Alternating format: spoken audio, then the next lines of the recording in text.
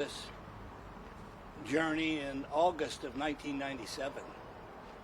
And even then, that was 14 years after Janie had been diagnosed and 13 years after she had died. And I hadn't heard anything about the water contamination at Camp Lejeune. And the only reason I found out in 97 was because I retired in the same TV market as Camp Lejeune. And when ATSDR released their public health assessment, it was a news item for that area. And then that evening, all my thoughts had gone to Janie. And that evening, when I was out walking and thinking on my farm, I thought, oh my God, what about the 87% of the people that joined the Marine Corps that got out and left and went back home? That was not going to be a news item back there. And those people were over there wondering what happened to them, or themselves, either them or their family members. So I made it my mission to give them that information, or at least get it to them. And, well, it was kind of, well, it was almost unbelievable walking into that courtroom today. Decades of advocacy on your end. Yeah, and I want these cases and these attorneys to, I want the attorneys to cooperate with each other to work toward one common goal, and that's justice for the victims, not for themselves. And, I don't believe that there should be any one law firm be in the leadership of these cases. We need a leadership coalition that can work across all of the law firms to help them and consolidate and get this over with. Michael, would you want to share a little bit about your story and how you felt today in court? Yeah, I mean, my journey with Camp Lejeune began 16 years ago next month when I was diagnosed with male breast cancer. I was born aboard the base. I'm one of the Camp Lejeune babies, but obviously I'm not a baby anymore. I'm 55 years old, and this community has waited a long time. And hold on. Yeah, we're looking at you. Fitting part of the city, Newbern Avenue. Yeah. No, at rush hour almost, right? Rush hour almost. Yeah, seriously. okay, there's a gap coming, so I'll start over there. Awesome. I'll just back up a little bit. Perfect. I'm 55 years old, and I'm one of the babies that was born at Lejeune. And, this community is aged, and we don't have time to sit around and wait while the courts or while the, Department of Justice and the plaintiffs' attorneys figure out how they're going to settle it. Walking in here today, 16 years after I got involved in this issue, was a welcome beginning, a beginning of the end, to paraphrase Winston Churchill. We're at the end of our struggle now. And one of the big things that I heard Judge Dever say was that both sides need to cooperate, and that all parties need to cooperate to do what's in the best interest of the Marines and their families and the employees that were exposed to the contaminated drinking water aboard Camp Lejeune. And hopefully we'll see a resolution sooner than later. One of the big points that the judge brought up today, he talked about the Roman Empire and how if all these cases have to go through the courts, that we'll be here about as long as the Roman Empire existed before they're all resolved. And then he asked the Department of Justice Representative Adam Bain how many cases have been settled since the law was signed in August, 8 months ago. And the response was none. And then he asked him how many had been offered a settlement. It was none. And the judge asked the Department of Justice to take a message back to the Department of the Navy to start getting these claims adjudicated during the administrative process, which, this is part of what needs to happen. I mean, like I said, our community has been waiting decades for a resolution in this, and today is the first step in that resolution. What was in your minds when you heard none? Something you already know. Yeah, we knew. Yeah, it was, it's kind of like the fire department coming out and saying the house is on fire. That's what the judge's comment was. he pointed out, asked the question, and the response was none. We knew that, but now everybody does. So what do you, I mean, obviously you want resolution quickly for these families. What do you tell, you guys have been very outspoken and on behalf of tens of thousands of people that have filed claims and hundreds here in the eastern part of North Carolina that have filed lawsuits. You know, what do you want to tell them who might see this? Well, they already threw their cards out on today, and they're drawing the line in the sand on causation. Okay, so, but there are, so many tier 1 cases. These are cases that have been identified. They're not in dispute of whether or not these chemicals cause those things. Every one of those cases could be, every one of those clients, those victims, could be offered a settlement right now. But number one, I think the Department of the Navy is reluctant to do that because they don't want to look like, they're guilty by making an offer. It shows that they're guilty. They're guilty as hell anyhow. So. What do you have to say to families that are scared to speak out about all of this? Sorry again? What do you have to say to families that are scared to speak out about how it's impacted them, just like it's impacted you? Well, I mean, if you remain silent, if you say nothing, then nobody knows. I mean, I didn't get where I was by just being at home and letting Jerry do his own fight and letting other people who were involved do their own fight. You have to speak up. You have to say what's happened to you. Otherwise, no one's going to know. Over the years, my testimonies to Congress, every time I would do an interview with the media, they always wanted to hear the story about Janie. And, it got to the point where, I never really healed from what the hell she went through. And I knew that that's what everybody wanted to hear, but it took its toll on me. Hopefully, maybe some years down the road, I'll be able to heal. That was my next question. Have you healed yet? No. Well, 8 months ago, Jerry stood behind President Biden, and I was in the audience because they didn't let us all on the stage. And we watched President Biden sign the Camp Lejeune Justice Act as part of the PACT Act. And it's been 8 months since that signature, and nothing's happened until today. And one of the other things I was really encouraged to hear was that Judge Devers was getting behind and pushing for this to get moving. So it's not here at the end of the fall of the Roman Empire. All right. Anything else, guys? I think that's everything that I had, unless you guys had something that we didn't ask. No, I think we got everything. I really appreciate it.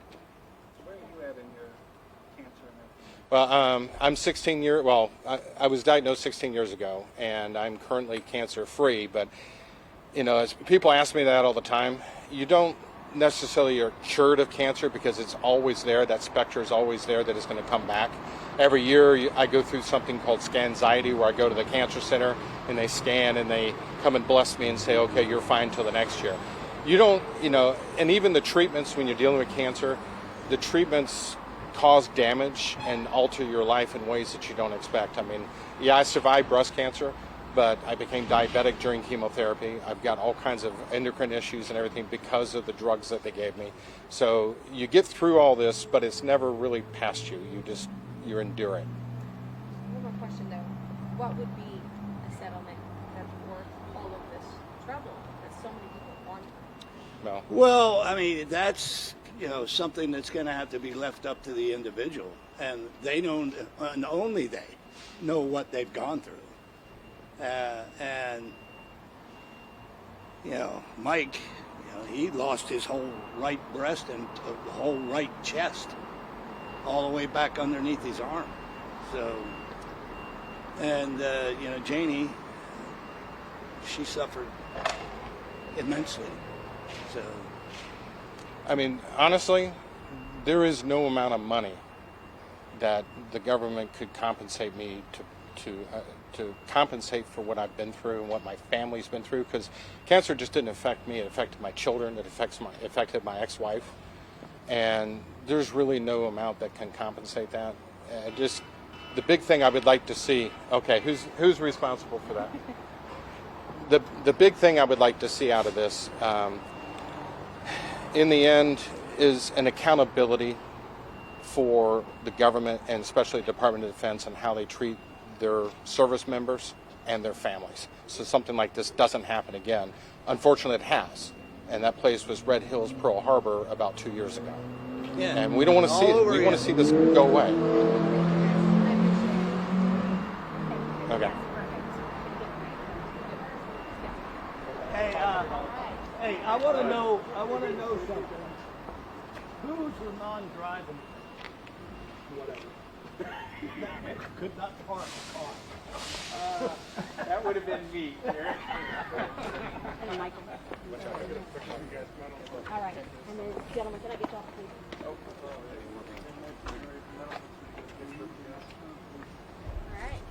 Who's that rough crowd you guys are hanging out with? All right. You guys ready? Yeah. All right. Hit me with your first, last spelling, and Hold on of course just your a title. You've done this before. All right, go. Go ahead. I'm Thomas Henson, Henson. I'm working with CampLegionelegal.com. And I'm Michael Watts, Mikalwatts.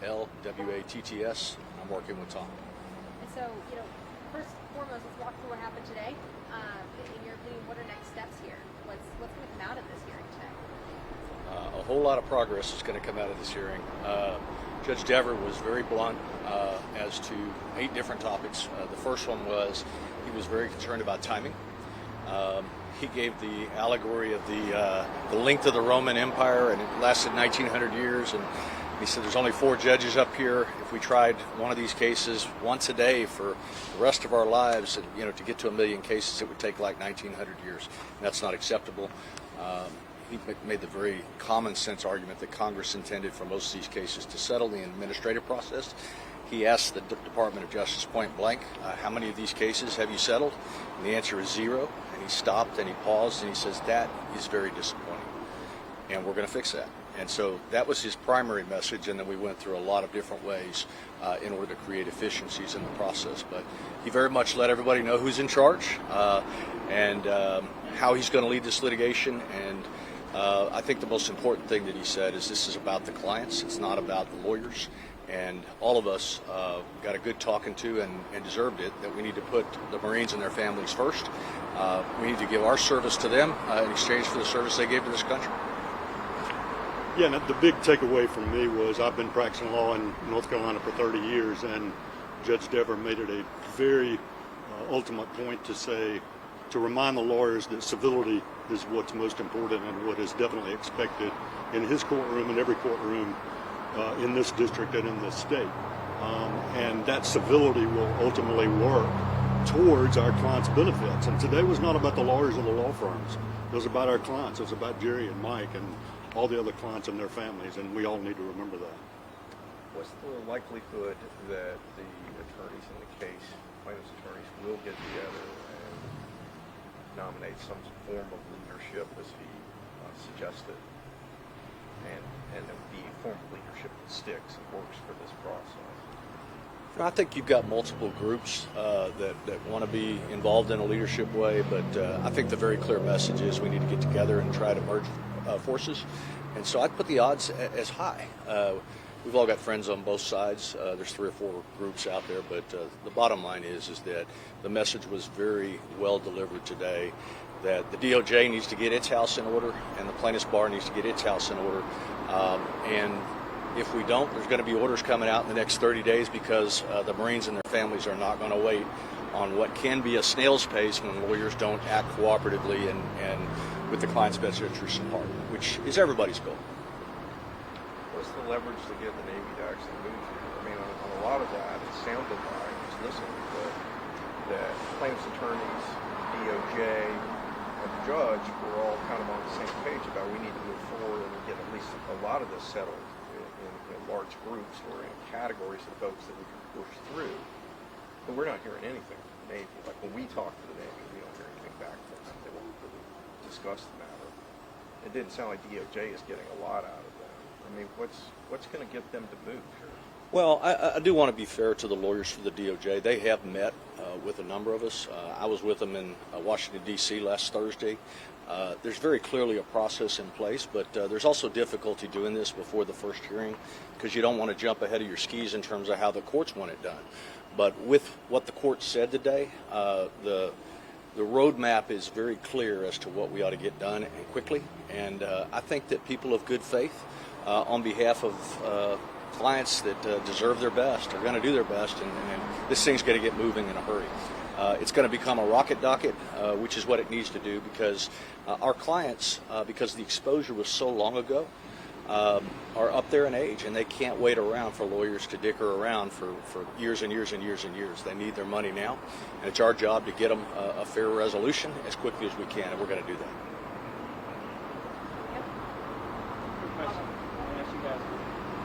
What do you think the settlement would be justified? How do you categorize it? How do you put it in? Have you come up with some kind of dollar figure or anything?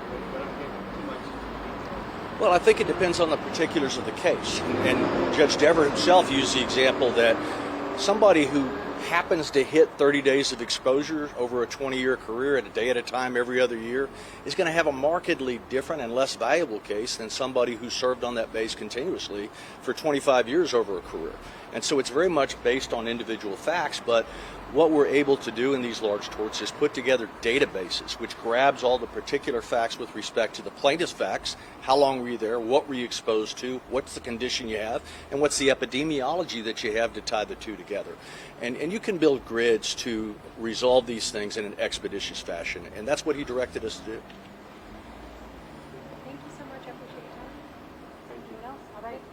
Yeah. And so for everybody on Zoom, hi, Robert. Since this is my phone. Hold on, just a moment. All right, Robert. Tell me who you want to speak to first, because I have an earpiece, so that we can do right by folks online.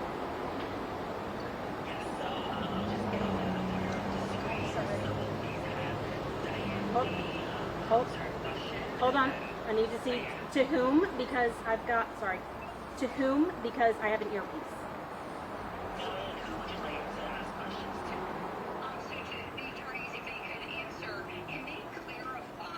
Hold on just a moment. Hold on. We can actually hear. I can hear her. Just go ahead. All right, let's try it. Perfect. Can you clarify, when you talk about the legalese that has slowed this down, can you be more specific and clarify what's really been the sticking point? Why has it taken 8 months, and why are we still at the spot where we are? Well, I mean, Congress did a great thing here, right? It was an I'm sorry to those that served at Camp Lejeune. It was also a thank you for your service. But no bill is perfect. There was no requirement that once the administrative claim process started that there was a set amount of time to make an offer.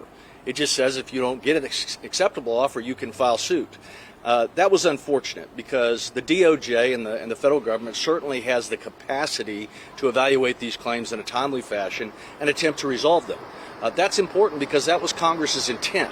Unfortunately, the law doesn't require that resolution within a certain amount of time. It just gives people like our clients the ability to file a lawsuit. And for lack of a leadership with which to negotiate, the DOJ unfortunately has not made offers to anybody, and we hope that will change with today's guidance from Judge Dever.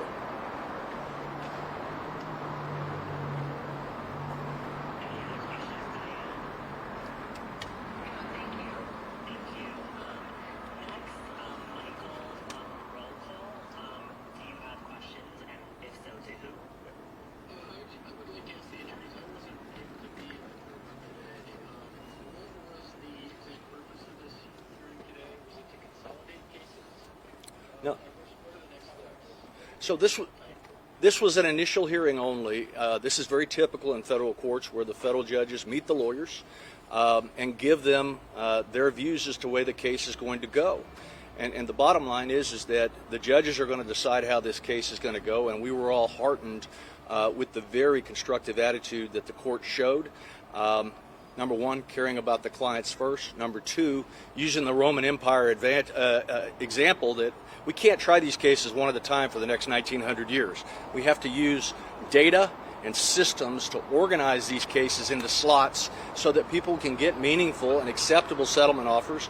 As the court says, some of these people are going to want to jump off the litigation train and go on with their lives. And so the federal government just can't give out money without substantiations, but there has to be a process put in place with data and with a process that accelerates the settlement process, and that's what's happening. Did the judge give a timetable for David Department and DOJ to act on this? The judge didn't give them a specific time frame, but it was real clear that there are orders coming out forthwith. I suspect that those orders are going to contain some time frames. We don't know what they are yet, but if what I just saw from Judge Dever is any indication, it's going to be sooner rather than later. Okay, so the judge will issue orders which will spell out what happens next. That's right. Okay. Was there any discussion of any of the specific cases? Take that. No, there was no discussion of specific cases today. This was a general informational discussion where the court gave us instructions and thoughts as to the best steps and how to move forward most efficiently.